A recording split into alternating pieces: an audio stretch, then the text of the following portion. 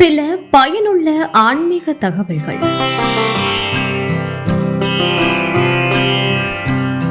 திருமணமான பெண்கள் ஒரே விரலில் மட்டுமே மெட்டி அணிய வேண்டும். ஒரே காலில் 2-3 அணியக்கூடாது. அணிவதால் ஆரோக்கியம் மற்றும் கணவனின் வளர்ச்சி பாதிப்படையும். கோலமிடும் போது தெற்கை பார்த்து நின்று கொண்டு கோலமிடக்கூடாது.